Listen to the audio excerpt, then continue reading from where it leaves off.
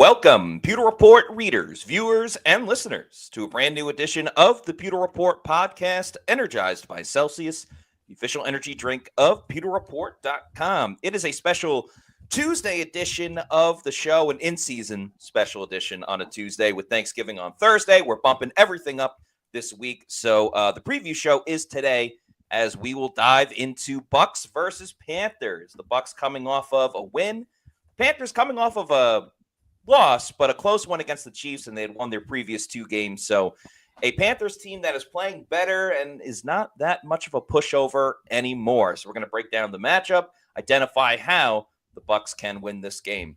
I'm your host, Matt Matera. Joined with me is my fellow co-host and the face that runs the place at pewterreport.com, SR, Scott Reynolds. Scott, how are we doing? Doing good, Matt. This is, we're scrambling to get this preview put together here just because it's a Tuesday. We should do the show on a Wednesday. So it's a little, this may condensed. not be, condensed. This may not be the most in-depth preview because I really haven't had a whole bunch of time to look at the Panthers outside of doing like a deep statistical dive.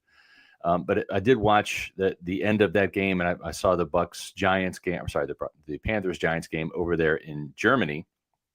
And so this is a Panthers team that's playing better under Dave Canales. They had a rough start to the season. They even benched Bryce Young. And you know what? Sometimes you need to take a step back. We saw that here in Tampa in his rookie season with Luke Gedeke playing left guard and playing terribly. And he was benched. Right. And then the next time we saw him, he reemerged at right tackle in week 18 of the 2022 season and played really well in Atlanta. All of a sudden, Gedeke and the Bucs said, aha, we're on to something here. He's actually a good right tackle. And then, boom, look out. Gedeke has been a runaway freight train at that right tackle position. So Dave Canales hoping that some time on the bench and letting Andy Dalton take over at quarterback and allow Bryce Young to kind of sit back and watch a little bit has helped things in Carolina. Dalton did provide some immediate impact, getting them one of their 3 wins on the season. But Bryce Young returned and got 2 wins prior to the bye week, and then on Sunday, a game that went down to the wire between the Chiefs and the Panthers, 27-27 with a minute left, and Patrick Mahomes had a 33-yard scramble, got the Chiefs in the field goal range. The backup kicker nailed it, and it was a loss, but I think a moral victory for a team, Matt, that is clinging to any bit of positivity, right? And Dave Canales is the most positive guy, so some coaches might eschew a moral victory. I think Dave Canales is clinging to that, saying, look how close we are, guys. Now let's get that 4th win of the season when Tampa Bay comes to town on Sunday.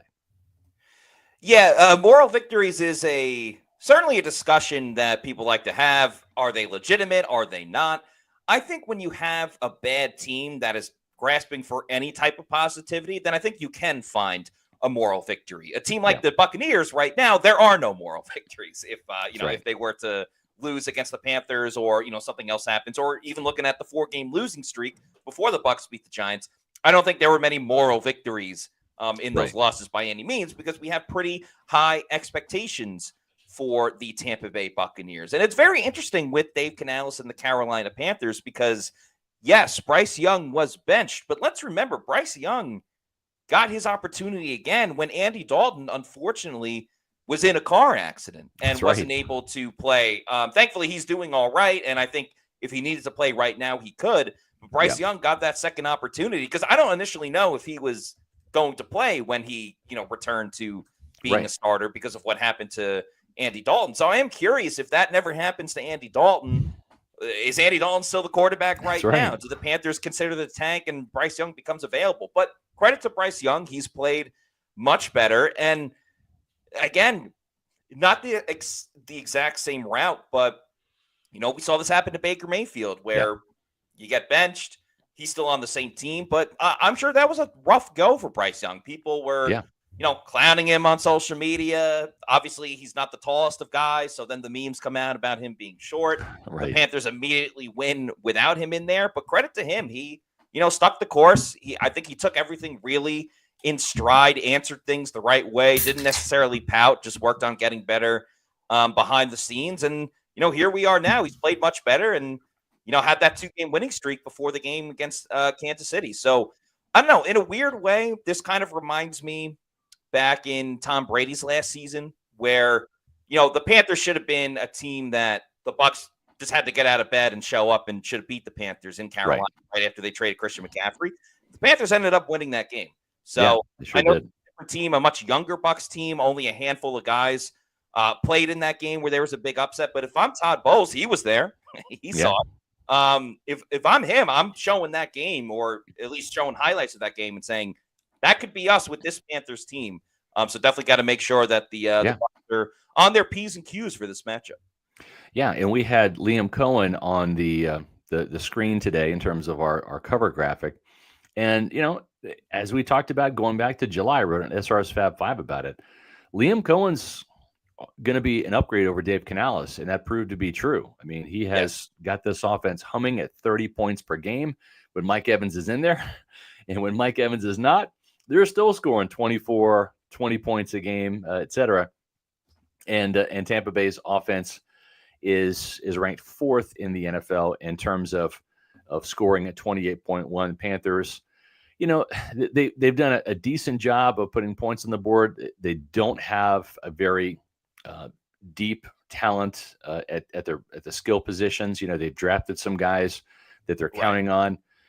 Jonathan Brooks, the running back from the Texas Longhorns, one of those guys that they're counting on to provide a little bit of a 1-2 punch with Chuba Hubbard. And the interesting thing is with Hubbard, this is a guy that kind of raised eyebrows when he signed that big deal. But you know what? He's proven to be worth that. He's got he's probably the best offensive weapon they have. He's 77.1 Pro Football Focus grade. He's certainly leading the team in rushing, and we know Dave Canales likes to run the ball, sometimes almost to a fault. But Hubbard right now, 878 yards, averaging 4.9 yards per carry, 7 touchdowns on the ground. He's not the most explosive back when it comes to catching the ball out of the backfield, evidenced by 31 catches for only 128 yards. That's a 4.1 yard average. But there's other guys that Dave Canales can lean on. And one of those players that needs to really step up, he had a big drop at the end of that game. It didn't really come back to bite the Panthers because they ended up scoring, is Xavier Legette, who was their top pick, a player that we liked at the Senior Bowl and liked coming out of South Carolina. Big, physical, fast target. And now with them trading Deontay Johnson away, he has emerged as really wide receiver 1 for Bryce Young. Yes, he has. And much like Bucs fans aren't giving up on Jalen McMillan, if I'm a Panthers fan, I wouldn't give up on Xavier Legette just yet either. He's got great size. I think he'll be able to turn it around. Again, it was such a mishmash going on in Carolina to begin the season that I think that should be factored in. But there is such a disparity between how the Panthers have been able to run the football. I mean, you mentioned Chuba Hubbard a moment ago. He's going to get 1,000 yards. Dave Canales couldn't even do that with a running back in Tampa Bay, which, that's not all Dave Canales' fault. Maybe a little bit when you look at the Bucs ground game now. But Chuba Hubbard, if he stays healthy, he's going to breeze by 1,000 rushing yards. Where on the other side of it, you mentioned Johnson a second ago. He, even though he's not there, he leads the team now with 357 receiving yards. Legette there at 340. Secondly, I think it's also important to remember that they had a longtime veteran play for the Vikings for a long time, Adam Thielen. He's been on injured reserve for a majority of the season, but he just came back. That's right. For their last game against Kansas City. So you figure he's going to get a little more acclimated into the offense compared to what it was. So not the biggest of threats. And if the Bucs are going to win this game, it's because they're going to take advantage of Carolina's defense, which has somewhat played better. But again, you got to look at that 2-game winning streak against, the Giants and the Saints. We're talking about the worst offense in the league in the Giants and a Saints team that didn't have Derek Carr. Correct. So you still have Spencer Rattler. So, but the Panthers offense, it'll be very interesting, right? Because it's Dave Canales. It's Dave Canales against Todd Bowles. And, Canales knows everything on the Bucs offense. Obviously, it's a different scheme now with Liam Cohen, but he knows the personnel and everything Well, like he that. knows the defense too, right? From Yeah, going up against him in exactly. Todd Bowles in training camp. And, you have David Moore, who caught that game-tying touchdown. And then they had the 2-point conversion with Chuba Hubbard to tie that game at 27-27 with about a minute left. But David Moore, former Buccaneer, who had a couple touchdowns, a big one at Green Bay to help the Buccaneers get a big upset at Lambeau Field, and then had the touchdown against the Eagles to kick things off in that 32-9 win over the Philadelphia Eagles in the wild card. So David Moore, Dave Canales, there's a couple guys, in Carolina that would love to get this win over the Buccaneers. And you mentioned the defense, and even though Canales is known for his offense, the offense has not really made huge strides. And I thought the 27 points was certainly something that was not the high water mark. They scored 36 with Andy Dalton in his first start, which was back in week 3. Remember, the Panthers started off horribly in terms of an 0-2 start, 47-10 loss at New Orleans with Bryce Young, and then a 26-3 defeat to the Chargers. And then he was benched after 2 games. Andy Dalton comes in, puts 36 points up against a bad Raiders team, 36-22. They get the win. But then the points have really been at a premium. They lost to the Bengals 34-24. They lost to the Bears 36-10. They lost to the Falcons 38-20. They lost to the Washington Commanders 40-7. And then they made a little bit of headway against the tough Broncos team, 28-14. That's not that bad of a loss. But then finally, the defense started playing better, 23-22 against the Saints, 20-17 over there in Germany, win in overtime, kind of a gutsy performance over there in across the pond. And then really scoring 27 points, which has been the most under Bryce Young against the Chiefs. And you mentioned that defense, Matt. The defense is playing better, so they're having a little bit more complimentary football. They have 17 sacks on the season, but they got 4 last week against Kansas City, including a sack and a half by Jadeveon Clowney. And that probably has caught the Buccaneers' attention a little bit, because that was part of the reason why they were able to stay so close to the Chiefs in that game, was getting to Patrick Mahomes. Yeah, that's the crazy part, really, is, the Panthers haven't really gotten a lot of production with their pass rush at all. I believe their leading pass rusher has 3 sacks on the season, if I'm not mistaken. Let me look it up real quick. Yeah, I believe they do. You're right. A'Shawn Robinson, 3 sacks on the season. So they don't get to the quarterback consistently, but, I mean, hey, it's the defending back-to-back Super Bowl champions, and the Chiefs right now are built on their defense. And even with that, the Panthers were able to score 27 points. And what's even crazier is that Chuba Hubbard was bottled up for that game too. He had 16 rushing attempts for 58 yards. He wasn't necessarily, churning up the ground with the Panthers rushing attack. So, the great equalizer, of course, is a pass rush getting to the quarterback. And that's what the Panthers were able to do against the Kansas City Chiefs. So we'll see if Tristan Wirfs can be back for this game. Even if he's not, I don't know. I still feel that the Bucs are going to be able to move the ball pretty well against Carolina's defense. I like J.C. Horn, young corner, the son of Joe Horn. Yeah. They have a veteran safety back there as well. But, I mean, we've seen the Bucs score 24 points against teams without Mike Evans and without Chris Godwin.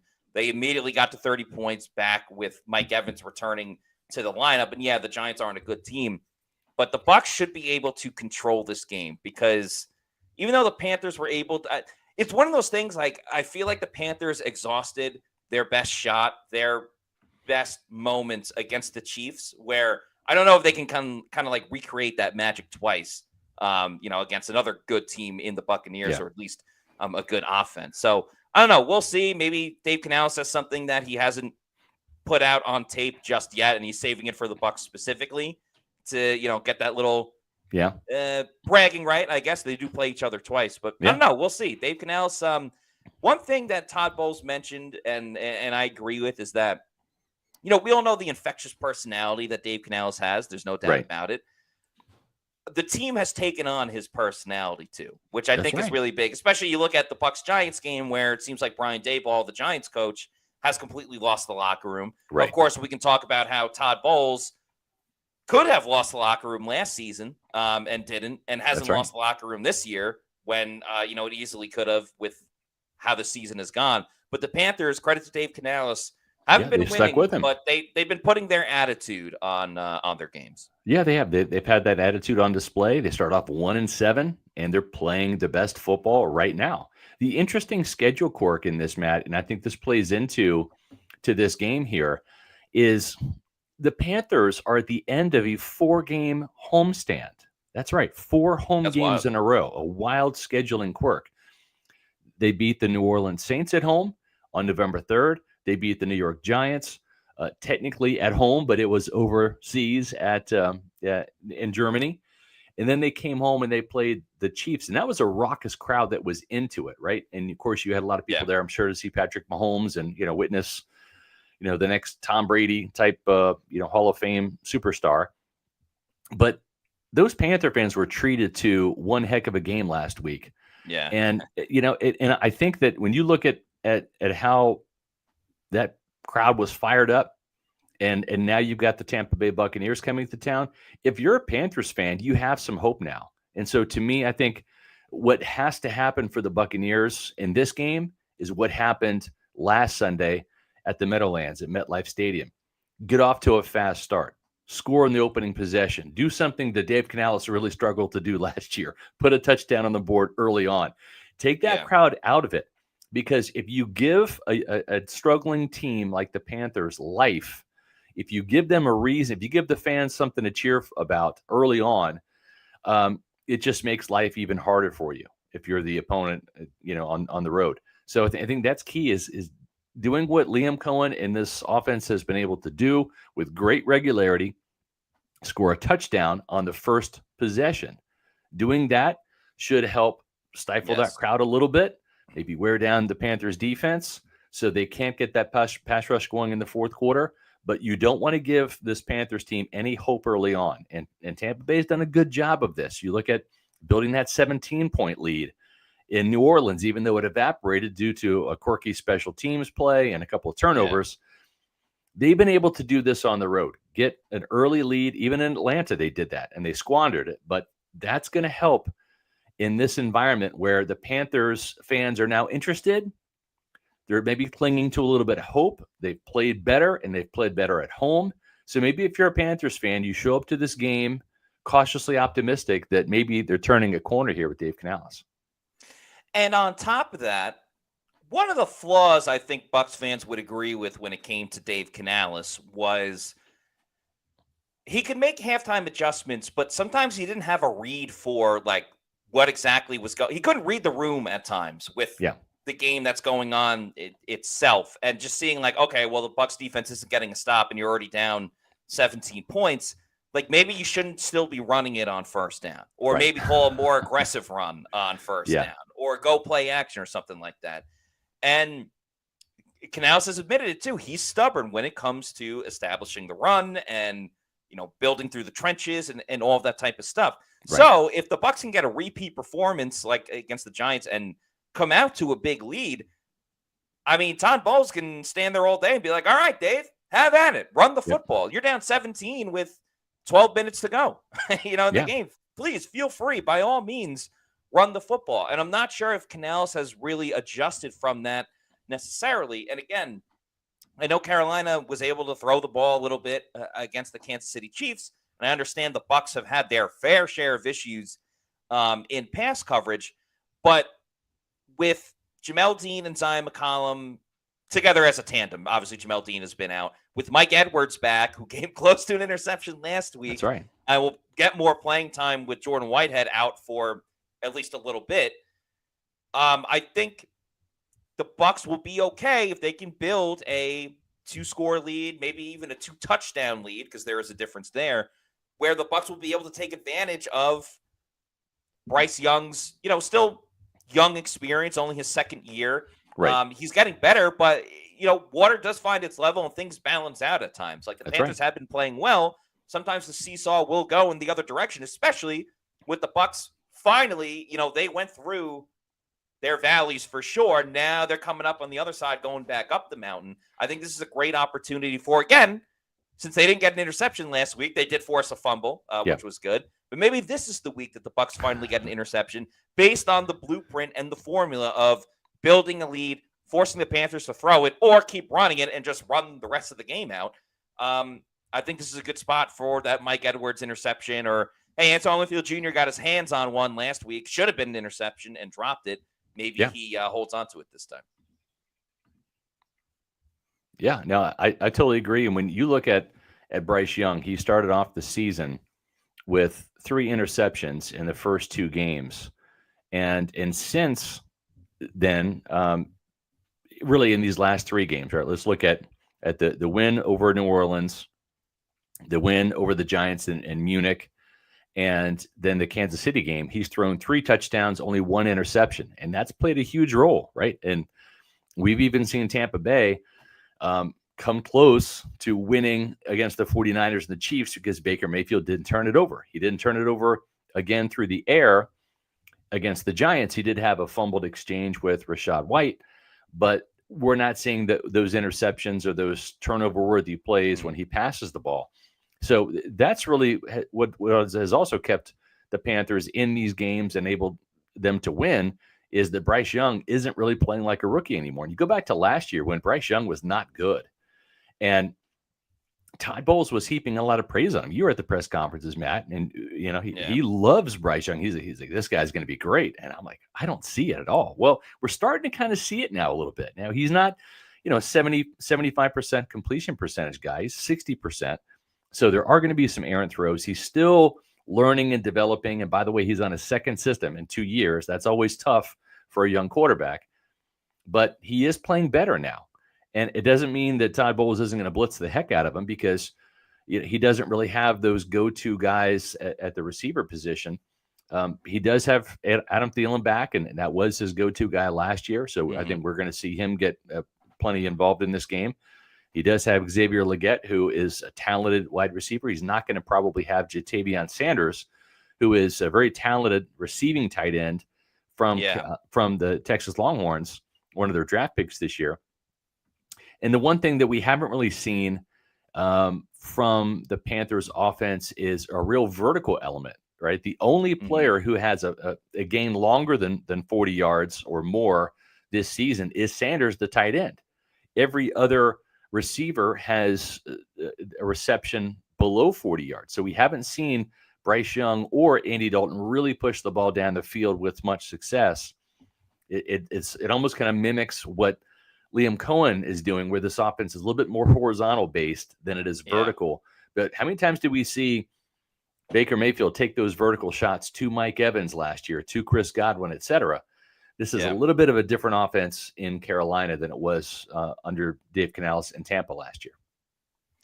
Oh, it certainly is. And if they're not able to have their tight end, that's huge in this game, because let's remember, tight ends have torched the Buccaneers this year. They have absolutely dismantled Tampa Bay on the defensive side. And even though the Giants didn't really have much success at all, they kept going to their tight end, Theo Johnson. There was a ton of targets, obviously not a ton of execution, but they kept going to their tight end as well. So if you're telling me that one of the best players on the Panthers offense is not going to be able to exploit the worst weakness on the Buccaneers, which is KJ Britt, I mean, that's a huge advantage for the Tampa Bay Buccaneers. Also, the deep shot has hurt the Bucs here and there. It's gotten better in recent weeks, but teams have tried to go deep on the Bucs, I think, more than in years past. Again, I think having Mike Edwards there, having Jamel Dean back as well, will help kind of limit all of that stuff. And I think it'll be important for the Bucs. It's important every week, but I think specifically for this matchup, the Bucs did great last week with their tackling, which has been an issue this season. And agreed. I think because the way that the NFL is now, and there's only so many practices you can have, you want to keep guys healthy. Tackling is usually poor across the league, but for the Bucs specifically, it kind of reared its ugly head. A big thing with Dave Canales when he was here with Tampa Bay and continued with Carolina is they wanted to be great at the yards after the catch. And it didn't always happen, because sometimes plays were designed where your back was to the defender, so they just have a big target to go and tackle at the moment, but the Panthers still want to be the team that can take the ball and go another 15 to 25 yards. Now, the Bucs have been successful with that under Liam Cohen. But one way for Carolina to just stay in the game is if, Dean misses a tackle or Christian Izzy, who's probably going to get more time if Tyke Smith isn't available. If they're not making those tackles, that's another way that Carolina can just get right back into the game or stay within the game as it's going on. So I think it's one of those things, and Todd Bowles mentioned it when we spoke to him on Monday. The thing he was most happy about after that win with the Giants was just the fundamentals, being in the right spot, making the tackles, holding on to your blocks, not getting holding penalties. The Bucs didn't have too many penalties in the game against the Giants. It's simple, but as we've said before, keep it simple, stupid. The KISS method when it comes to, we said a lot with the Bucs defense, but I think it's important for the whole team. Just have good fundamentals. Keep it simple. Play good fundamentals. Continue to run the football well. Don't make too many mistakes. Nobody's perfect. Right. But, I mean, the Bucs don't need a complex game plan to beat the Carolina Panthers. I would agree. Just keep doing what has worked. I like the pony package. We saw a little bit more of that from Liam Cohen in this last game. And I think that's key. It's interesting because we talked about the this game potentially being a trap game. We all kind of did a Pewter Report roundtable on which game might be the trap game. Matt, last week was yours. It didn't happen. I actually thought the game was going to be close. Yeah, exactly. I thought the game was I think my score was 27-24 Buccaneers. It wasn't close. It was 30-7. So we were both wrong there and great for that. Adam Slavon picked this particular game as the potential trap game for the Buccaneers. And I've got a Pewter Pulse video on the potential trap games as well. I think it might be Week 18 against the Saints, because the Saints are like 5-1 against Tampa Bay in Raymond James Stadium over the last 6 games. But Matt, if you're Dave Canales, I think one of the messages that you try to send home to your team with Tampa Bay coming in is say, guys, we were the worst team in football last year. I wasn't here. Some of you guys weren't here, but some of you were. The ones that were here, I was on the sidelines with the Buccaneers. It was 21-18 in Tampa, right, in the rain.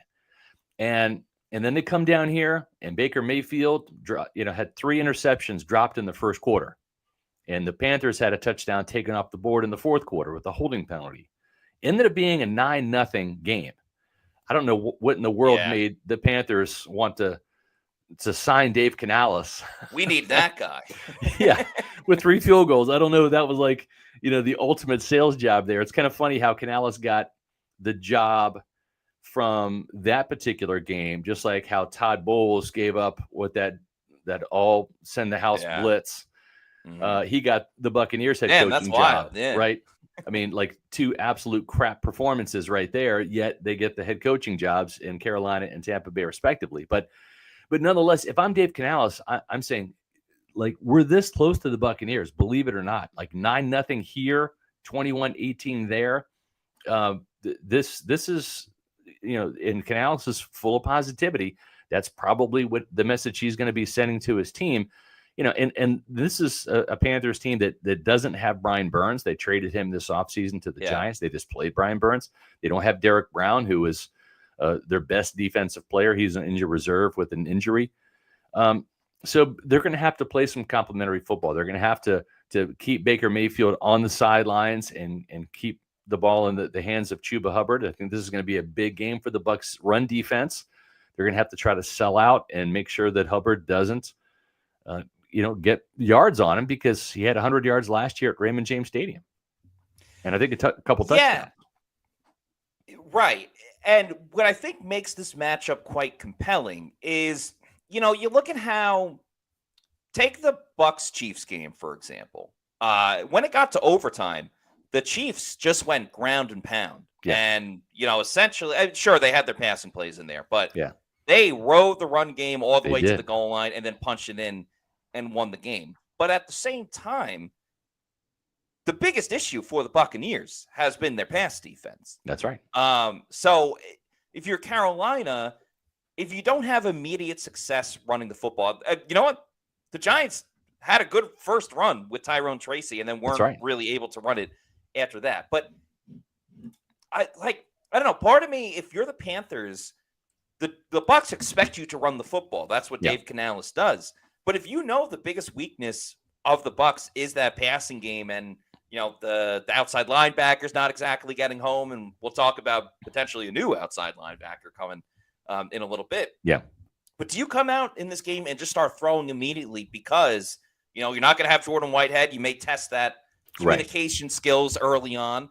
You test some of the issues that the Bucs had, or do you try to blueprint your strength of running and kind of do what Kansas City did against the Bucs in that overtime game a couple of weeks ago? I don't know. I'm kind of leaning towards just buck the trend, no pun intended, and start throwing right away. But you do make a good point with keeping Baker Mayfield off to the side, because while I don't necessarily think it's going to be a shootout, I think if the Bucs win on Sunday, it's going to be because of the offense, because of that group that scored 30 points a game when when they're mostly healthy. So I don't know. It's a tough one. I'm not Dave Canales, so I don't have to make that decision. Right. But it's certainly there's many different ways to go about trying to win this game.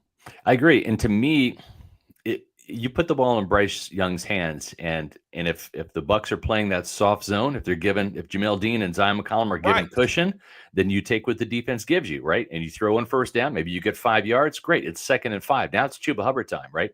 Because Chuba Hubbard, with his average, he's going to get 5 yards and 2 carries, right? So whether it's 2nd down run, 3rd down run, boom, first down, do it again, right? So that to me seems like the most logical approach. Now, if you're Zion McCollum and Jamel Dean, you take some chances a little bit, right? You try to get that interception that's been eluding you for over a month now and get in Bryce Young's head. And you also, I think if you're Todd Bowles, when does he like to blitz, Matt? First down, right? He does that blitz because either if you're going to pass, then we're sending guys. And if you happen to run into that, well, it turns into a run blitz, right? So it's going to be interesting to see how much blitzing Todd Bowles does and when he does. He was blitzing poor Tommy DeVito unmerciful in the first quarter. Yeah, and they had no answers, and it didn't get much better for DeVito as the game went on. So it's going to be a fun game. I'm really looking forward to this. I think this is a game that's going to be a much bigger test for the Buccaneers than the Giants were. Yes. And I'm curious to see how this team responds. Now, I will say this is a Tuesday. We typically do the show on a Wednesday, our preview show, but we're not because of Thanksgiving this week. So we don't really have any type of injury news because the Buccaneers have the day off today, right? So, Q's 44, we appreciate you asking, how's Tyke doing? We don't know. We'll find out tomorrow when we're at the team facility.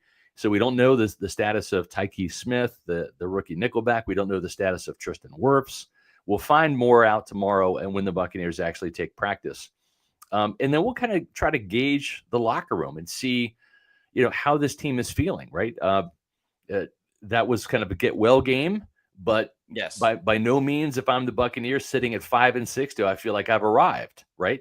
To me, you got to show that you can get on a roll now. It's not just if you go win-loss, you will never make the playoffs. You got to win at least 5 more games to get the 10 wins. So we'll have a much better read and pulse when it comes to the locker room tomorrow. And that's why tomorrow's podcast at 4:00, we're really going to get into it with more of this matchup. It's Dave Canales versus Todd Bowles. Who will prevail in Carolina? Sorry, I did a bad job at that. Todd Bowles versus Dave Canales. Who prevails in Carolina? There we go. Yeah, not exactly a teacher versus student type of thing, because Bowles and Canales only spent a year together. But nonetheless, I guess Canales is technically part of the Bowles coaching tree now, and obviously 2 guys that worked together last season were able to win a division with the Bucs and go 9-8, and obviously it helped propel Canales to get this head coaching job with the Carolina Panthers. And tomorrow will be fun as well. They are pretty much condensing everything into just Wednesday because Thursday is Thanksgiving. So we'll have Liam Cohen in the morning, then it's practice, then it's Todd Bowles, Baker Mayfield, then the locker room, and then co-defensive coordinator Casey Rogers speaking after. So a lot of comments from the Bucs brass tomorrow. And since it's starting a little bit earlier, be a great idea to have a Celsius energy drink to get the day going. Of course, Celsius is the official energy drink of pewterreport.com. I love the Arctic Vibe. That's my personal favorite. You see some great flavors on the screen there as well, like the sparkling watermelon lemonade and the sparkling kiwi strawberry as well. So if you need to know where to find a Celsius energy drink, head on over to the Celsius store locator on their website. Punch in your address. It'll tell you the closest place where you could pick one up. Might be a Walmart, could be a health and fitness store or a Publix or a Stop and Shop, or maybe, just maybe, it's your local bodega. Bodega. And after you try out Celsius and you realize that you love it and you want more and you want to get it in bulk, you can purchase it in bulk over on Amazon with the subscribe and save. I'd recommend the variety pack because there's so many fantastic flavors of Celsius, and you can have it sent to your place of residence whenever you want. Just make sure you're drinking Celsius energy drinks, the official energy drink of pewterreport.com. Yeah, you know, the interesting thing too, well, we haven't talked about it yet. We're 30 minutes into the show, 36 minutes, I guess. The Bucs might be getting some help, and I've been probing today to see, and I have not gotten any bites on the lure that I have put out there. The Buccaneers did sign a linebacker today. That's Antonio Greer, back to the practice squad. But that's not the linebacker you guys want to talk about. The linebacker you guys want to talk about is Shaq Barrett. Shaq Barrett has filed for reinstatement. He wants to come out of retirement. The problem is the Miami Dolphins still hold his rights. But, you wrote the story, he went on Kay Adams' show and said what? So this was back in August. He retired in July, but back in August, he went on the Kay Adams show and said, I would come out of retirement. There's only one situation I would come out of in retirement. And, like, he wouldn't say the Bucs, but he's like, it would deal with situation and potentially, like, where I have a home. So then Kay Adams essentially prided out of him, oh, my God, like, you're going to come back to Tampa. And he was like, that would be the one team I would come out of retirement for. He talked about the amount of respect that he has for the Bucs, especially after the unfortunate passing of his daughter, and how the Bucs were there for him and helped him out as much as he can. Obviously, he has a history with the Bucs, a great career with the Bucs, winning a Super Bowl championship with them. But he said also, like, the Bucs aren't interested at the moment. Like, they literally just released him a couple of months beforehand. Yeah. So with him saying that back in August, I know Dolphins fans are like, oh, my God, Shaq Barrett's coming back, whatever. Not so fast, Dolphins fans, because it seems like if Shaq is returning, it's going to be with the Buccaneers. And it's very interesting, right? Because the Bucs did release him for a reason. His production had declined in 2023. But we also have to remember he was coming back from an Achilles injury. Right. He went through a very personal tragedy. So who can only, know what he was going through at the time.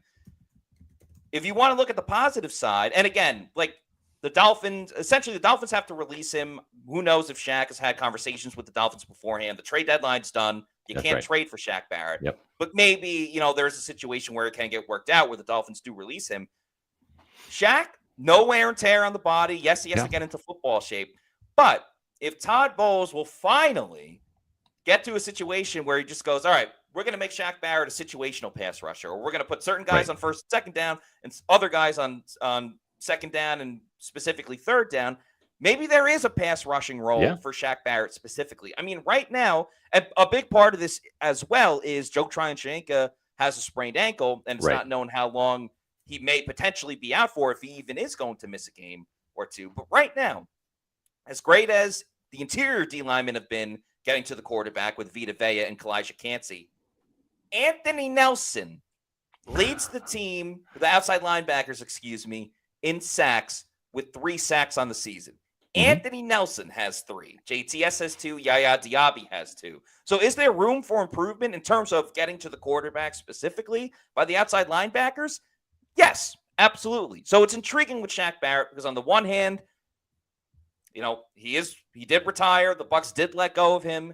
On the other, he's fresh. Is there a way he can tap into maybe the old Shaq? We can only know if we see it in a game. Maybe provides a little bit of a spark. I don't hate the idea if JTS is going to be out for a little while. Yeah. As Brian S. says, Shaq Barrett last 7 games had 0 sacks. He actually had half a sack. He had half a sack. The half a sack was up in Green Bay, and he forced a fumble. Those are JTS numbers. I get what you're saying, Brian. At the same time, though, what Matt is saying, and I agree with, is he's fresh. Like, those last couple of games, he was 31. He's 32 now. If you use him sparingly, and the fact that he has no wear and tear on his body right now from not going through training camp or the preseason or playing, etc., it's a different situation right now. And you bring him in as a situational pass rusher because these outside linebackers have a hard time getting home. Diaby leading sack last year, 7.5, has 2 this year. As you mentioned, Anthony Nelson, 3. It's not like Shaq Barrett's going to come in and light it up. He had 4.5 last year. And as Brian kind of alluded to, 4 of those were in the first half of the season. And then, he kind of petered out. And I get that.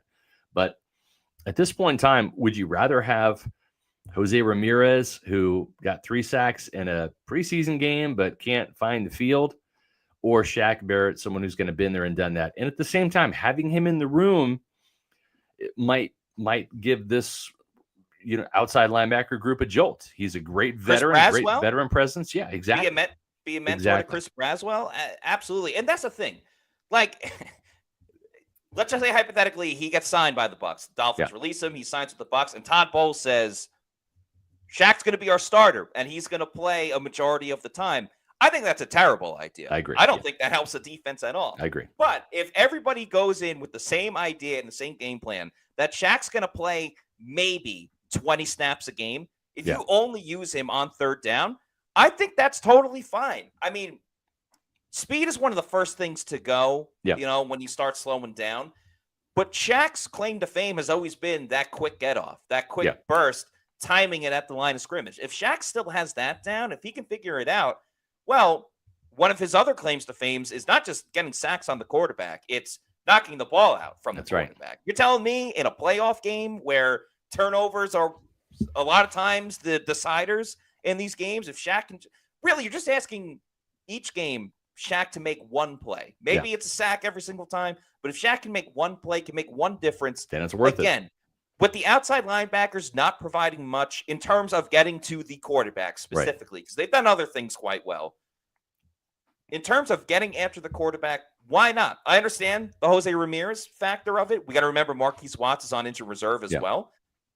But here's the thing, I don't hate the idea. When JTS comes back healthy, I'd rather see Shaq Barrett than JTS. I'm just kind of done. Yeah. I'm done with him. Or play JTS in first and second down. Yeah, I'd rather see Anthony Nelson, to be honest. I'm just so done with JTS. Eddie. Yeah. Paul, a.k.a. OG Baker Bro, with a $5 super chat. Thank you very much. Baker will be motivated versus the Panthers. Also, Shaq Barrett back to Tampa Bay. And most importantly, David Lee Roth or Sammy Hagar as the best singer for Van Halen. Wow, what a question. I agree with your points. It's Shaq Barrett, as Matt said, I think there's a chance if he can get that release from the Dolphins, he will come back. I think that's a possibility. I think Baker will be motivated. He's motivated every week. But when it comes to Van Halen, wow, man, this is a whopper. Okay, I'm going to say this. 1984 is one of the best rock albums of all time. I just think it is. And that's David Lee Roth.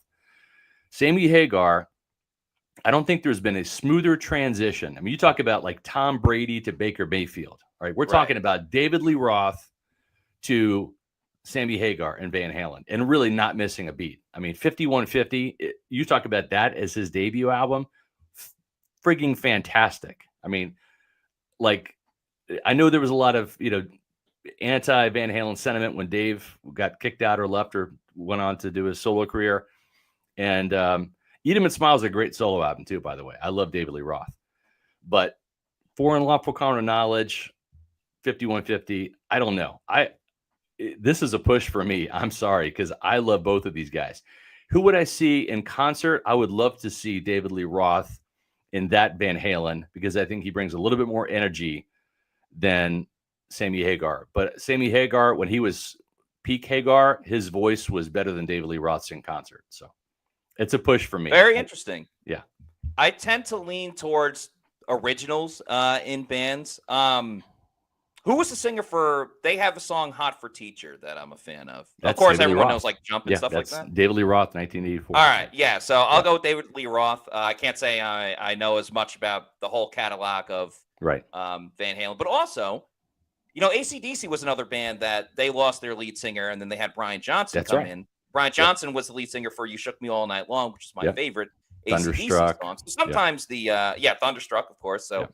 Sometimes the other guy that comes in can be a help as well. But nonetheless, thank you very much for the super chat and yes, good conversation to have as well. So thank you, Indeed. Paul, aka OG Baker Bro. Yeah, and I try to keep it Buccaneer related. See how he did that, going from Tom Brady to Baker Mayfield. Yes, exactly.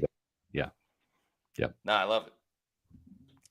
By the way, there was some. We got another super chat. Never mind. It says KGH for life. Thank you for the $2 super chat.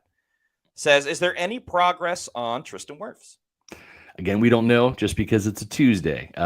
Tristan is out there. They're doing the offensive line is doing their turkey giveaway that they do every year. It's a great tradition that the Buccaneer offensive line has kind of passed down. It's called Turkey Time with the O-line, and it started way back in the day. I want to say like under the Dirk Cutter era, maybe Lovie Smith. And it's kind of been continued where the offensive line, they go to the team facility, they hand out turkeys to people in need. And it's just a great way to kind of give back with the Buccaneer organization to needy families this time of year where, it might be hard to put food on the table. But that's what the Buccaneer offensive line is doing. Tristan's there with the fellas. And let's hope you were out there at practice.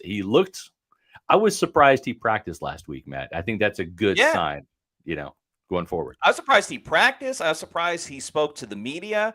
Yeah. And it's funny because last week I had joked like, man, don't you wish they could have played the Panthers last week and then the Giants this week because the Giants had a better pass rush. Yeah. I mean, we'll see how Tristan feels. Obviously, the Bucs are better when Tristan Wirfs is available. But now that you got through the Giants and looked really good getting through the Giants, from an offensive line and pass protection standpoint, the Panthers are not as difficult. That doesn't mean that they have nothing going on, like as we talked about Robinson and Jadeveon Clowney. But if Todd Bowles and Liam Cohen and Kevin Carberry, if they feel comfortable enough that they think they can get through this game without Tristan Wirfs once again, and they can trust Justin School to get the job done, that's another week of keeping Tristan Wirfs in the mix, but getting him healthier and maybe bringing him back against the Raiders, who have one of the best pass rushers in the league with Max Crosby. Now, if Tristan Wirfs comes back for that game against the Raiders, maybe Crosby moves, to the other side and goes up against Luke Gedeke. But if Tristan Wirfs doesn't play in that game, Crosby's going to line up against Justin School. Yeah. So, in a sense, you're looking a little bit towards the future. You obviously still have to focus on winning the game against Carolina, but you can kind of plan ahead for the next two games if you feel confident enough not playing Tristan against Carolina and then getting him ready for potentially a Max Crosby matchup. Yeah, that's the thing, right? You don't want to bring him back too quickly, and then all of a sudden, he steps wrong or whatever, or gets that knee banged again, and now you've lost him for a couple weeks, right? When maybe that one more week should have, gotten him over the hump. But we'll see. I will say this about Tristan. He was on the inaugural Bucs fan cruise, and he's going to be on the cruise as well this year. So if you have not had your chance to book your Tampa Bay Buccaneers cruise yet, the deadline is this weekend. So Tristan Wirfs going to be there, Rashad White, Yaya Diaby, Kalijah Cansey, Mike Allstott, Brad Johnson, Derek Brooks will be at the Key West stop. Plenty of Buccaneer greats from yesteryear and stars from today. So what are you waiting for? Make your holiday season. Get yourself and your loved ones and your bros the best holiday gift possible. And that's some cruise tickets for next March. We're on the Bucs cruise. Of course we're playing pool volleyball.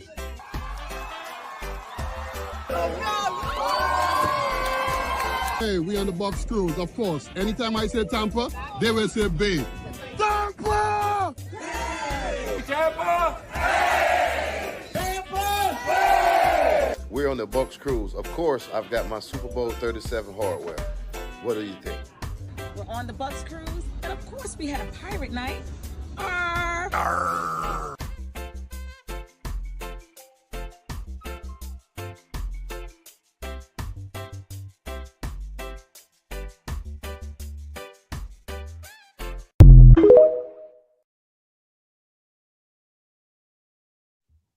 That's right. The Tampa Bay Buccaneers cruise set sail March 7th through 10th from Fort Lauderdale. And it goes to Key West, then to Bimini, Bahamas. And you can meet all the Buccaneer players. There's autograph sessions. You can take pictures. It's a fantastic way to get up close and personal with your Buccaneer stars from yesteryear or today. And the Pewter Reporters will be on there too. So it'll be fun. We'll do a podcast. Maybe we'll have some fan interaction. You guys can co-host the show with us. That'd be fun, right? Yeah. And you can also find me at the Old Fashioned Bar too, because they do have a whiskey bar there. So I will be hanging out there for sure. And again, March 7th through 10th, 2025. It's a great time. Can't wait to go on the Tampa Bay Bucs cruise. Make sure you book your cruise cabin now. TampaBayBucsCruise.com, 1-800-975-7112. Don't wait, because if you do, you will be left at the dock because it's booking fast, and it's going to be a fun time. And if you want to join the cruise, do it this week because it's too late next week. Very much looking forward to it. By the way, I just wanted to give a quick shout out to two people. Josh S. said, first time live in like a year. What up, fellas? Very cool. And Gabriel Polo saying, let's go. Made my first live. Yep. Go Bucs, beat the Panthers. I love seeing when people are, and I get it. We do the show at 4. Not everybody can watch it live at 4 o'clock because they're at work or whatever's going on. So love seeing when people are able to join us live for the first time or join us live in a little while. So thank you all for your support, and appreciate you guys watching. So just wanted to acknowledge that real quick. Yeah, for sure. Had another comment here that was interesting from Wasp. Yes. Scott, do you have a favorite Bucs Panthers moment since covering the team?